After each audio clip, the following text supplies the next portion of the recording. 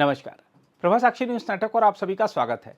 हमारे देश में देखने में आता है कि किसी बड़े कांड के बाद लोग पीड़ित को इंसाफ दिलाने के लिए कैंडल मार्च निकालते हैं। इसी क्रम में इस समय लोग कोलकाता की निर्भया को इंसाफ दिलाने के लिए देश भर में कैंडल मार्च निकाल रहे हैं। लेकिन सवाल उठता है कि क्या कैंडल मार्च अब तक किसी समस्या का समाधान निकाल पाया है। कहा जाता है कि prevention is better than cure, यानी उपचार से बेहतर है रोकथाम। इसलिए इंसाफ की लड़ाई लड़ने से बेहतर है अपराध को रोकने के लिए लड़ाई लड़ी जाए। सरकार से मांग की जाए कि वह कानूनों में सख्त प्रावधान करे ताकि अपराध करने से होने वाले अंजाम के बारे में सोचकर ही रूह कांप जाए। आइए देखते हैं इस मुद्दे पर क्या कह रहे हैं उच्चतम न्यायालय के वरिष्ठ अधिवक्ता और भारत के पीआईएल मैन के रूप में विख्यात अश्वनी उपाध्याय।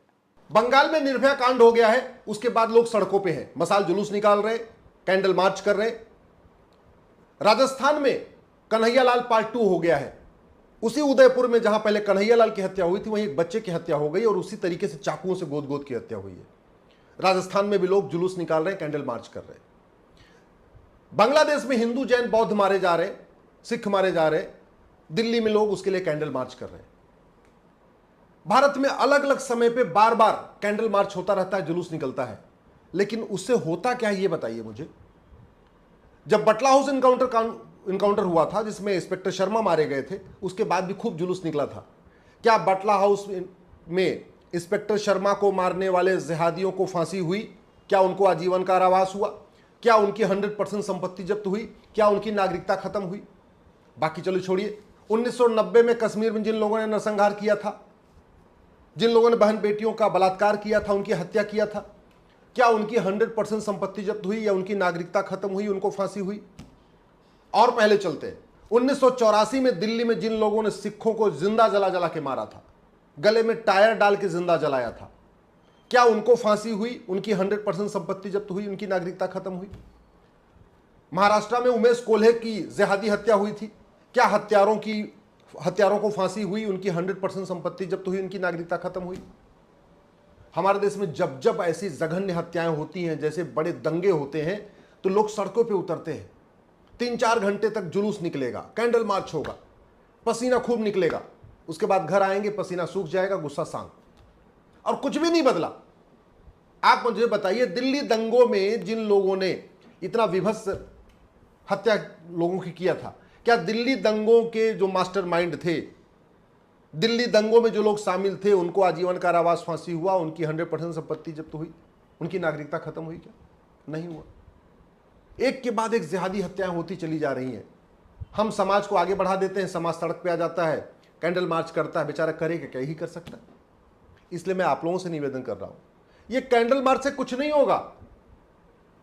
कैंडल मार्च करना है तो इलेक्शन रिफॉर्म के लिए करिए, कैंडल मार्च करना है तो पुलिस रिफॉर्म के लिए करिए, कैंडल मार्च करना है तो जुडिशियल रिफॉर्म के लिए करिए, कैंडल मार्च करना है तो एजुकेशन रिफॉर्म के लिए करिए, कैंडल मार्च करना है तो ये जो अमेरिका का फेडरल पिनल कोड है, इसको भारत में लागू करवाने के लिए करिए।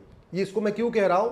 क्योंकि हमारा अमेरिका में कानूनों का मकड़ जाल नहीं है, एक कानून है, और इसमें सजा बताऊं आपको। कन्हैयालाल की हत्या अगर अमेरिका में हुई होती तो इस फेडरल पिनल कोड के हिसाब से हत्यारों पे $10 लाख का तो जुर्माना होता, यानी 8 करोड़ रुपए उनको जुर्माना देना पड़ता, और 6 महीने के अंदर सजा हो जाती, और अंतिम सांस तक जेल में रहना पड़ता। क्या कन्हैयालाल के हत्यारों को $10 लाख का जुर्माना हुआ? क्या उनको फांसी हुई? क्या उनको आजीवन कारावास हुआ? क्या उनकी सिटीजनशिप गई? नहीं, कुछ नहीं। एक के बाद एक जिहादी हत्याएं हो जा रही हैं, एक के बाद एक लगातार ऐसी दुर्घटनाएं हो रही हैं। ट्रेन के सामने बड़े बड़े ऐसे सामान डाले जा रहे हैं कि हमारी जो रेलगाड़ियां वो डिरेल हो रही हैं। क्यों? क्योंकि कानून का खौफ नहीं है। कानून का खौफ कैंडल मार्च करने से नहीं होगा।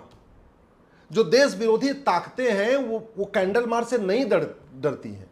देश विरोधी ताकतें जुलूस से नहीं डरती हैं। देश विरोधी ताकतें केवल कानून से डरती हैं, कानून का खौफ होता है। और इसीलिए जितने अपराध भारत में है, वो अपराध सिंगापुर में नहीं है, अमेरिका में नहीं है, बाकी तो छोड़ो, वो दुबई में नहीं है भाई, कुवैत में इतना अपराध नहीं जितना भारत में है। जितना अपराध भारत में है इतना जापान में नहीं है, कोरिया में नहीं है, डेनमार्क में नहीं है, फिनलैंड में नहीं है, इतना अपराध जर्मनी में नहीं है, इतना अपराध हांगकांग में नहीं है, इतना अपराध रूस में नहीं है। क्यों? वहां के लोगों को तो जुलूस नहीं निकालना पड़ता, वहां के लोगों को कैंडल मार्च नहीं करना पड़ता, वहां के लोग तो आराम से रह रहे। सुरक्षित महसूस करके रह रहे हैं। भारत में इतनी असुरक्षा क्यों बढ़ी हुई है? इसलिए अगर वास्तव में आप देश को बदलना चाहते हैं तो किसी एक व्यक्ति को, अच्छा यह जब हत्याएं होती है तो हम ट्विटर पर ट्रेंडिंग शुरू करेंगे, जस्टिस फॉर ये, जस्टिस फॉर ये, justice for Kanhaiya Lal, justice for Umesh Kolhe, justice for doctor, justice for engineer, जैसे कुल मिल डॉक्टर, जस्टिस फॉर नारंग। किसी को न्याय मिला क्या आज तक? अरे हमने अगर जुडिशियल रिफॉर्म ट्विटर पे ट्रेंड किया होता, पुलिस रिफॉर्म ट्रेंड किया होता, इलेक्शन रिफॉर्म ट्रेंड किया होता, एडमिनिस्ट्रेटिव रिफॉर्म ट्रेंड किया होता, तो मुझे लगता अब तक व्यवस्था बदल चुकी होती। अगर आप वास्तव में चाहते हैं देश में बदलाव आए तो आप एक चीज बताइए, एक के बाद कितने घोटाले हो गए? 70,000 करोड़ का 2G घोटाला, सॉरी 70,000 करोड़ का कॉमनवेल्थ घोटाला, 1,76,000 करोड़ का 2G घोटाला, 1,86,000 करोड़ का कोयला घोटाला। अगर आप गूगल करेंगे स्कैम्स इन इंडिया तो 25 लाख करोड़ से ज्यादा का घोटाला हुआ है। यानी जितना मुगलों ने लूटा था, जितना अंग्रेजों ने लूटा था, उससे ज्यादा हमारे देश में 75 साल में हमारे ही नेताओं ने लूट लिया, हमारे नेता नौकरशाहों ने मिलकर लूट लिया। किसी को आजीवन कारावास हुआ, किसी को फांसी हुई, किसी के 100% संपत्ति जब्त हुई।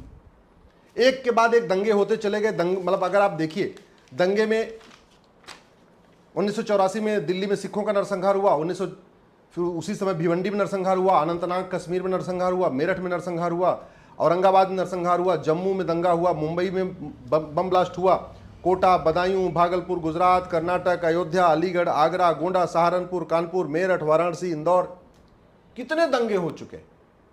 किसी दंगाई की 100% संपत्ति जब्त हुई? किसी दंगाई की नागरिकता खत्म हुई?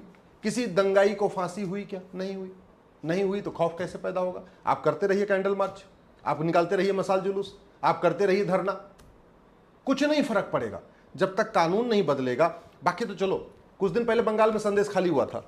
संदेश खाली का जो शाहजहां था उसके खिलाफ पूरे देश में लोग धरना प्रदर्शन किए, ये हुआ वो हुआ। बाद में चलो सीबीआई जांच भी शुरू हो गई। अगर कानून नहीं बदलेगा तो शाहजहां शेख को भी कुछ नहीं होगा। मैं आपको बता रहा हूं, क्या शाहजहां शेख की नागरिकता खत्म हो सकती है? क्या शाहजहां शेख को फांसी हो सकती है? क्या शाहजहां शेख को 100% संपत्ति जब्त होती नहीं हो सकती? क्यों? क्योंकि हमारे पास कानून नहीं है। क्या उसके पास 10-20 करोड़ का जुर्माना हो सकता है? क्या नहीं, हमारे पास ऐसा कानून ही नहीं। 1,86,000 करोड़ का जिन्होंने कोयला घोटाला किया था उनके ऊपर 10 करोड़ का भी जुर्माना नहीं हुआ। 1,76,000 करोड़ का जिन्होंने 2G घोटाला किया था उनके ऊपर 2-2, 3-3 लाख रुपए जुर्माना हुआ है। जिन्होंने 70,000 करोड़ का कॉमनवेल्थ घोटाला किया था उनके ऊपर 7 करोड़ भी जुर्माना नहीं हुआ। जब नहीं हुआ तो भ्रष्टाचार कैसे खत्म होगा? इतने यहां पे बांग्लादेशी आ रहे हैं, और कैसे आ रहे हैं? बॉर्डर पे 2,000 रुपए दे के आते हैं, अंदर आते हैं 2,000 रुपए में राशन कार्ड, 2,000 रुपए में बर्थ सर्टिफिकेट, 2-3 हज़ार रुपए में ड्राइविंग लाइसेंस, सारे डॉक्यूमेंट बनवा लेते हैं। आज तक किसी घुसपैठियों का जो घुसपैठियों की मदद करते हैं उनको आजीवन कारावास, फांसी हुआ क्या? नहीं। एक चीज याद रखिए, मसाल जुलूस निकालने से और कैंडल मार्च करने से धर्मांतरण नहीं रुकेगा। धर्मांतरण रुकेगा कठोर कानून बनाने से। मसाल जुलूस निकालने से, कैंडल मार्च करने से घुसपैठ नहीं रुकेगी। घुसपैठिए भागेंगे कठोर कानून बनाने से। मसाल जुलूस निकालने से, कैंडल मार्च करने से ड्रग स्मगलिंग नहीं रुकेगी, मानव तस्करी नहीं रुकेगी। वो तब रुकेगी जब कानून कठोर होगा। मसाल जुलूस निकालने से, कैंडल मार्च करने से अश्लीलता नहीं रुकेगी। अश्लीलता तब रुकेगी जब कानून कठोर होगा। भारत में जो सबसे बड़ी समस्या जनसंख्या विस्फोट है, वो मसाल जुलूस, कैंडल मार्च से नहीं होगी। वो कैसे ठीक होगी? कानून बनेगा। भारत में जो जिहादी सोच बढ़ती चली जा रही है, लगातार बढ़ती है, और क्यों बढ़ रही है आप समझ जानते हैं? क्योंकि दुनिया के कई देशों से ज्यादा मुगलिया स्कूल भारत में चलते हैं। दुनिया के कई देशों से, मतलब जितना गल्फ कंट्रीज में मदरसे हैं उससे ज्यादा मदरसे भारत में हैं। तुर्की से ज्यादा मदरसे भारत में हैं, यमन से ज्यादा मदरसे भारत में हैं, कांगो, ईरान, इराक से ज्यादा मदरसे भारत में हैं, सूडान, इजिप्ट, सीरिया से ज्यादा मदरसे भारत में हैं, बांग्लादेश, फिलीपींस, सोमालिया से ज्यादा मदरसे भारत में हैं, पाकिस्तान, नाइजीरिया, तजाकिस्तान, अफगानिस्तान से ज्यादा मदरसे भारत में हैं, इंडोनेशिया से ज्यादा मदरसे भारत में हैं। दुनिया के सबसे ज्यादा मदरसे भारत में हैं। मदरसों में संविधान की बात नहीं सिखाई जाती। मदरसों में equality, justice, liberty, fraternity, unity, national integration नहीं सिखाया जाता। मदरसों में फंडामेंटल ड्यूटी नहीं सिखाई जाती। वैज्ञानिक सोच विकसित करना नहीं सिखाया जाता। मदरसों में भारत विरोधी चीजें पढ़ाई जाती हैं। तो जब तक मदरसा नहीं बंद होगा तब तक भारत में शांति आ ही नहीं सकती। तो अगर आपको कैंडल मार्च करना है, आपको अगर मसाल जुलूस निकालना है, तो भारत में मदरसा बंद करने, मिशनरी स्कूल बंद करने और समान शिक्षा लागू करने के लिए आप समान शिक्षा की मांग करिए। अगर वास्तव में आप चाहते हैं कि भारत में अपराध खत्म हो, भ्रष्टाचार खत्म हो, रेल की पटरियां जो बार बार उखाड़ी जा रही है बंद हो जाए, जिहादी हत्याएं बंद हो जाए, तो आप जस्टिस विद इन ईयर लागू करने की मांग करिए। जस्टिस विद इन ईयर लागू करने के लिए आपको झूठ को गंभीर अपराध घोषित करना पड़ेगा, यूनिफॉर्म पुलिस कोड बनाना पड़ेगा, यूनिफॉर्म जुडिशियल कोड बनाना पड़ेगा, यूनिफॉर्म एडमिनिस्ट्रेटिव कोड बनाना पड़ेगा, एक सिटीजन चार्टर लागू करना पड़ेगा, एक पुलिस चार्टर लागू करना पड़ेगा, जुडिशियल चार्टर लागू करना पड़ेगा, एडमिनिस्ट्रेटिव चार्टर लागू करना पड़ेगा।